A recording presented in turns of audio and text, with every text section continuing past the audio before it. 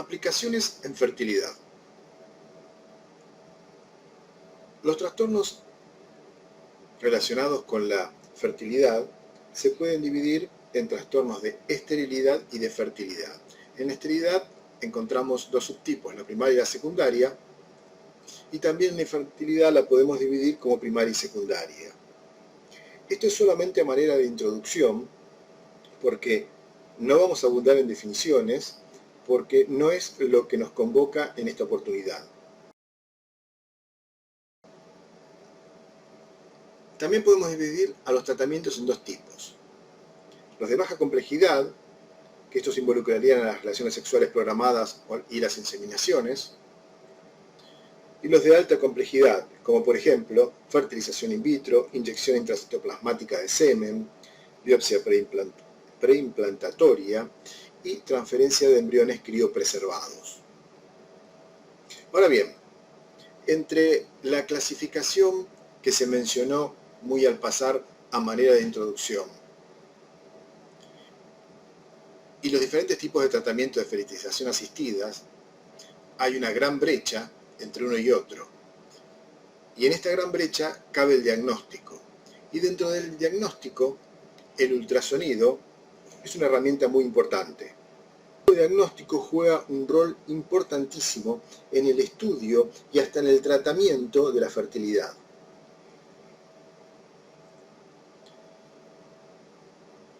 Nos ayuda el ultrasonido para evaluar el útero en todas sus manifestaciones, ya sean las malformaciones müllerianas, las alteraciones del miometrio, miomas, adenomiosis, y para evaluar también el endometrio, sus características y su patología. También el ultrasonido nos permite evaluar las trompas, ya sean estas normales o patológicas, los ovarios, y en estos podemos evaluar los folículos, el estroma y la eventual patología si lo hubiera. De todo esto ya se habló en unidades previas. Por eso, al armar el curso, se dispuso que las aplicaciones en fertilidad sean una de las últimas unidades, porque previamente se fueron describiendo una serie de entidades nosológicas que son propias de los genitales femeninos, pero que tienen relación directa o indirecta con los trastornos de la fertilidad. Por eso, muchas de estas entidades que acabo de enumerar en la diapositiva actual y en la anterior, ya las hemos visto. Entonces, en esta unidad solamente se van a desarrollar algunos temas muy puntuales que no hayan sido vistos. Acá tenemos un ejemplo de una trompa patológica. Como ya se dijo hace mucho, las trompas normales no tienen expresión ecográfica.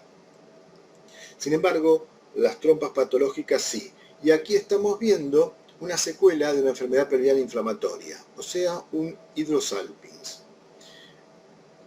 Es sabida la relación de este con los trastornos de la fertilidad.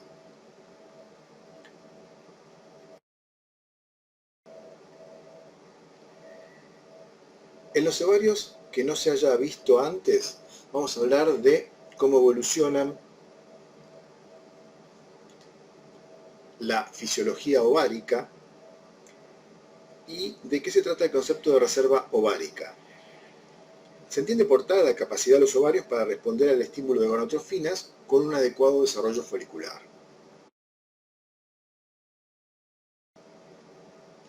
Al nacer, aproximadamente hay unos 2 millones de folículos primordiales en los ovarios, pero estos van disminuyendo con la edad, a punto tal de que al llegar a la menarca, esta cifra ronda aproximadamente los 300.000. De todas formas, esto es una generalización y varía mucho de una mujer a otra.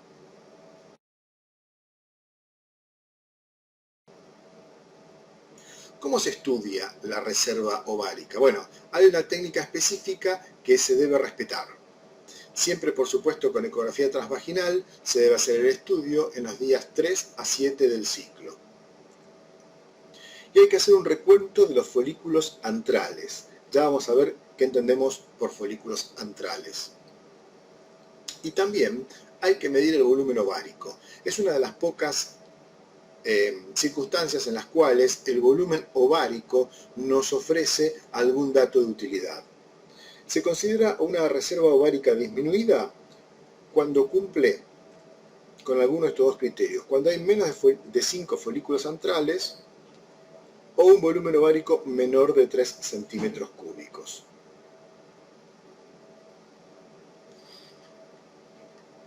La ovogénesis se desarrolla en 3 etapas.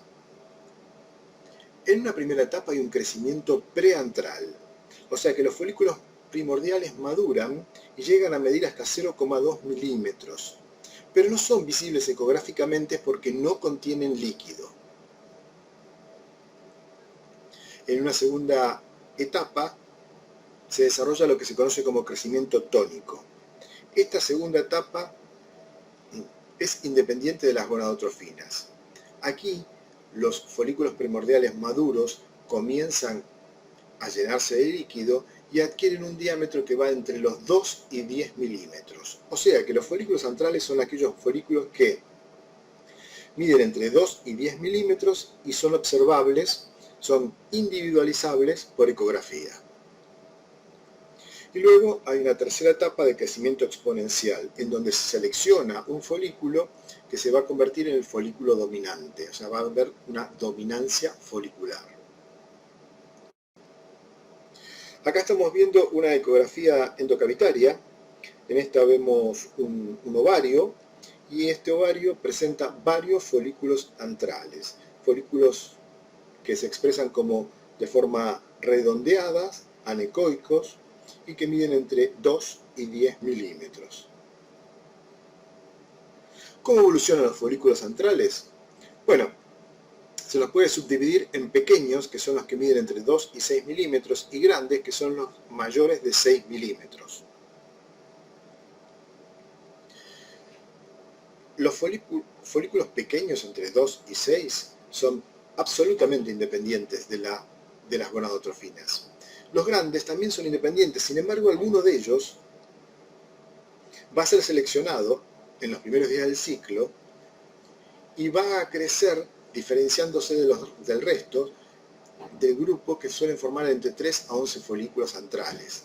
Esto es lo que se denomina cohorte. O sea que de la cohorte, entre 3 y 11 folículos antrales, uno de ellos va a crecer mucho y va a ser el que se diferencie. Cuando llega a los 14 milímetros es cuando técnicamente se le puede denominar folículo dominante. A pesar de que, pasado los 10 milímetros, es un folículo que se destaca del resto. Sin embargo, se habla de folículo dominante cuando alcanza los 14 milímetros. Y el folículo dominante crece a un ritmo de entre 1,5 y 3 milímetros por día. Habitualmente la ovulación se logra cuando alcanzan un diámetro de entre los 20 y 24 milímetros.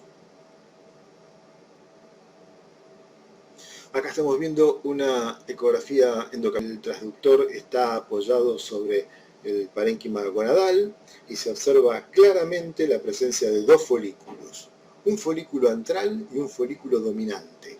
No hace falta medirlo para darnos cuenta que uno es muy pequeño, seguramente menor de 10 milímetros, y otro es un folículo muy grande que debe estar en una fase preovulatoria. Las imágenes ecogénicas que se ven adentro, en este caso puntual, más bien reflejan un mal manejo de las ganancias. Son artefactos. Entonces, ¿cómo evoluciona? El folículo dominante produce mucho estrógeno, y este es el responsable del feedback negativo de la hormona folículo estimulante, inhibiendo así al resto de la cohorte.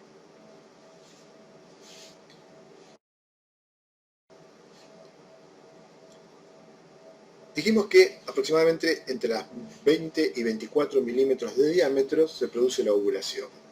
Pero con ecografía podemos, sino predecir, prever cuándo estamos cerca de la ovulación, con los denominados signos preovulatorios, que son 3.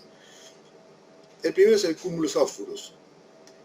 esto es un anillo marginal que se suele presentar aproximadamente unas 36 horas antes de la ovulación.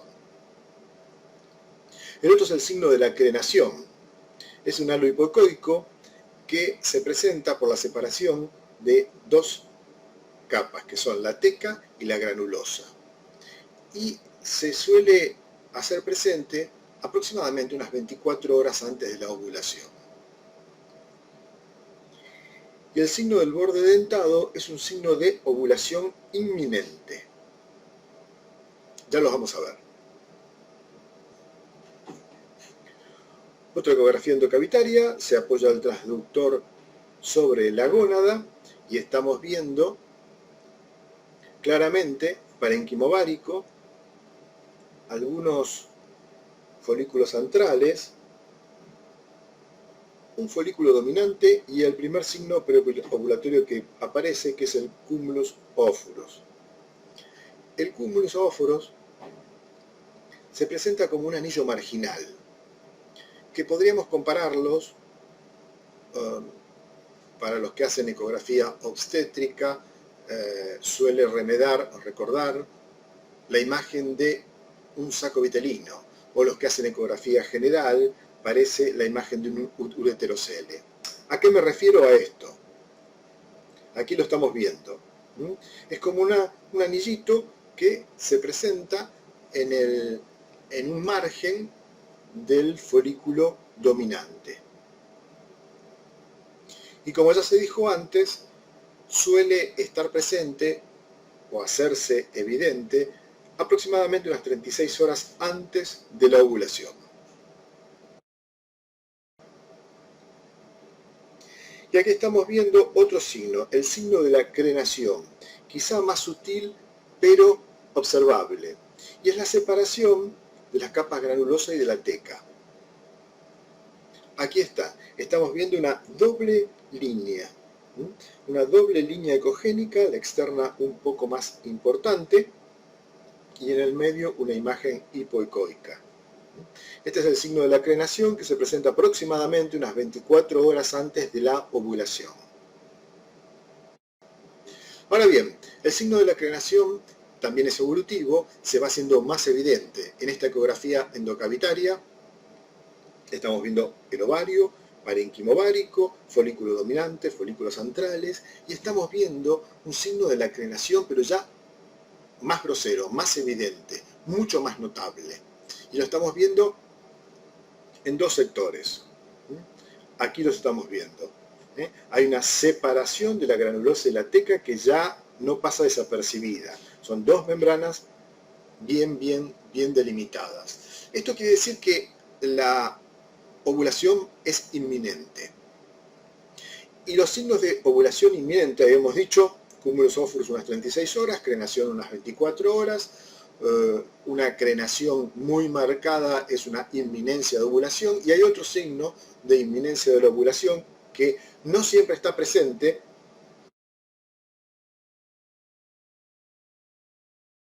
que es este, que son los bordes dentados. Empezamos a encontrar una indentación de los bordes del folículo, que ya, como ven, los signos, a medida que se van haciendo más evidentes o es más inminente la ovulación, dejan de ser más focalizados. El cúmulus ófuros era muy localizado en la periferia del folículo, luego la crenación, que se ve algo más elongado, ocupando más superficie. Cuando es muy evidente el signo de la crenación, ocupa mayor superficie, lo hemos visto en dos sectores, y cuando está presente el de los bordes dentados, abarca prácticamente la casi totalidad del folículo. Fíjense que este signo no es tan constante como los anteriores, pero al presentarse, además de hablar de inminencia de ovulación, nos está disimulando el signo de la crenación.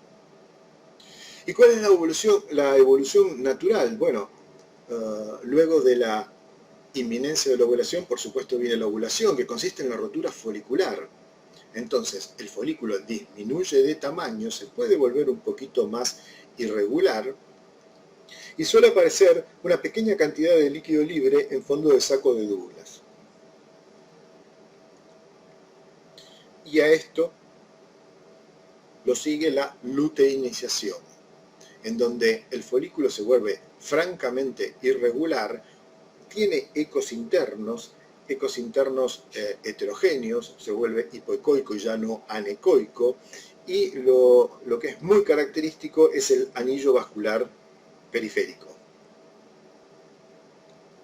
Aquí una imagen de una escasa cantidad de líquido libre anecoicos en el fondo del saco de Douglas, algo que es absolutamente fisiológico y bajo ninguna circunstancia nos debe llamar la atención y nos debe poner sobre alerta de una eventual patología.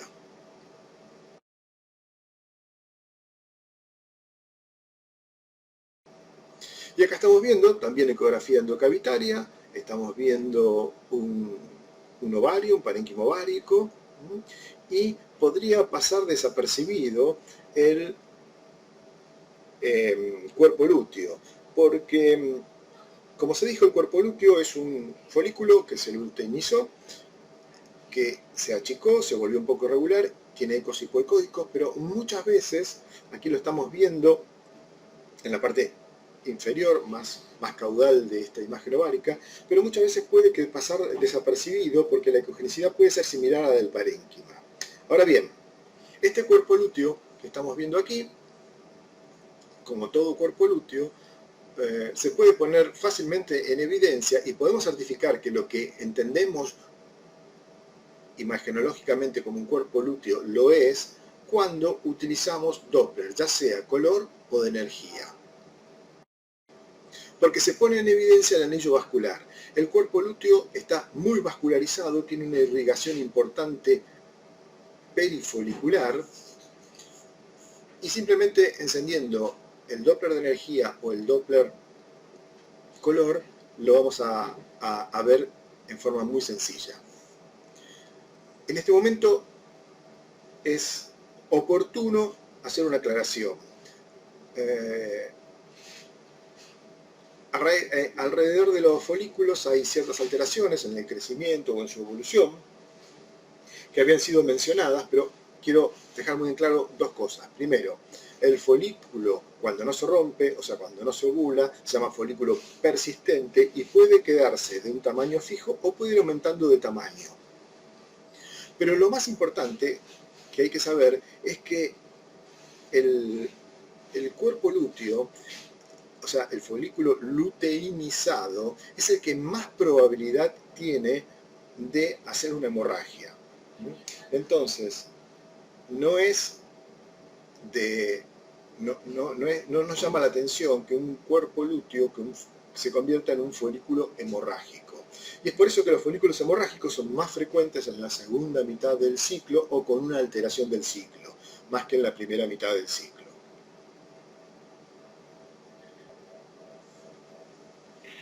Cuando nosotros vamos a estimular un ovario, o sea, cuando no vamos a esperar que todo este proceso se produzca solo, sino que vamos a inducir la ovulación, tenemos que ajustar la dosis de gonadotrofinas a la cantidad de folículos antrales. Y el ajuste es inversamente proporcional. Esto es, si yo encuentro una cohorte con muchos folículos antrales, voy a utilizar una dosis menor de gonadotrofinas. Y porque la creo buena respondedora a esta paciente. En cambio, si yo tengo muy pocos folículos antrales, voy a utilizar una dosis más alta de gonadotrofinas. ¿Y qué dosis? Bueno, hay protocolos específicos y no corresponde en este curso hablar de eso. Simplemente hay que tener el concepto. ¿Y por qué estamos tratando de ser tan conservadores? Bueno, para tratar de minimizar el riesgo de complicaciones.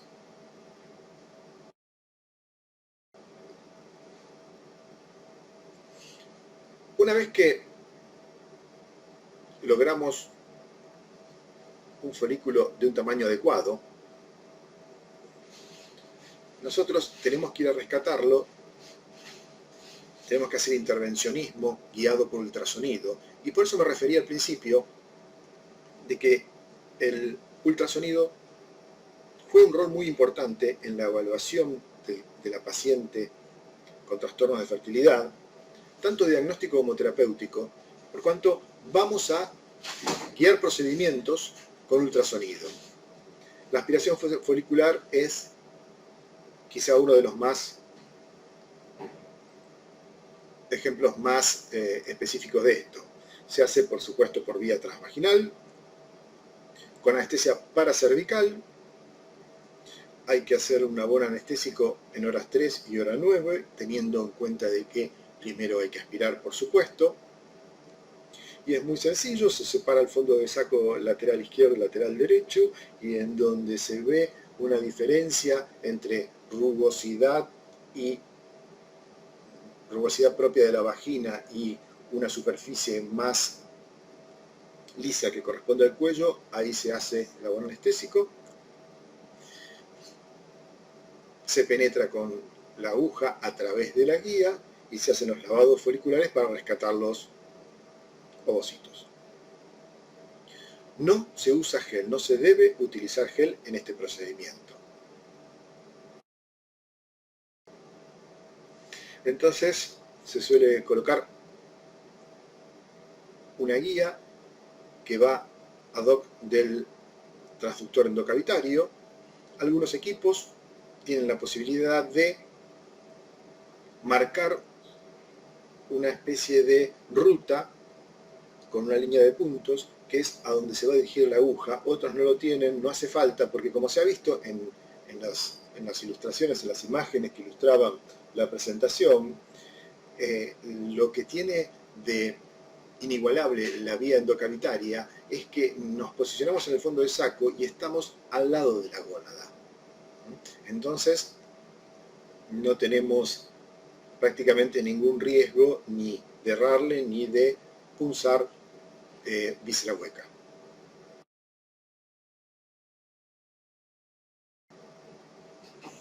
Entonces había dicho hace un momento que había que tratar de minimizar las complicaciones. Y me refería a tratar de evitar el síndrome de hiperestimulación ovárica. ¿De qué se trata esto? Bueno, como ustedes ya saben, es un masivo traspaso de líquidos de un compartimento intravascular al tercer espacio y se ignora por qué. Se especula que las gonadotrofinas estimulan a los ovarios a secretar sustancias vasoactivas que responden en algunas pacientes haciendo esta transferencia vascular que puede llegar a ser muy grave. Puede ocurrir incluso hasta en un 10% de las estimulaciones. Y hay controversia en cuanto a los tratamientos. Sin embargo, en lo único que hay coincidencia es que en los casos severos se debe diferir la transferencia de embriones.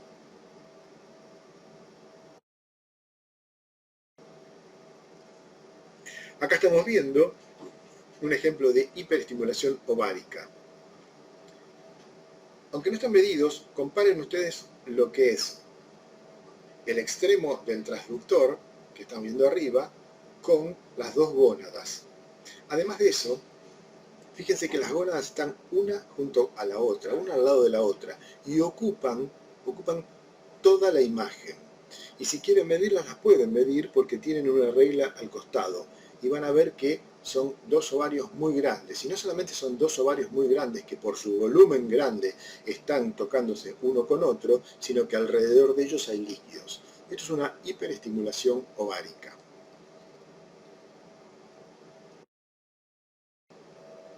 Y en este caso es una hiperestimulación ovárica severa, porque estamos viendo una gran gónada que está tocando la cara anterior del útero y el fondo. La estamos viendo como que tiene prácticamente el tamaño del cuerpo uterino, con grandes cavidades, con grandes folículos, y esto está acompañado no solamente del líquido libre anecoico, sino de una verdadera ascitis. Esto es una hiperestimulación ovárica severa, y estas pacientes requieren un tratamiento acorde a las circunstancias. O sea, por supuesto que se difiere la transferencia de embriones y, además de eso, estas pacientes tienen que estar internadas y con un manejo muy estricto del medio interno. Pero como ya dije, esto excede los objetivos del curso, que se trata de ecografía transvaginal, no se trata de un curso de fertilidad, ni siquiera de el rol de la ecografía dentro de lo que es el estudio y el tratamiento de la fertilidad, sino que es simplemente una aplicación más. Muchas gracias.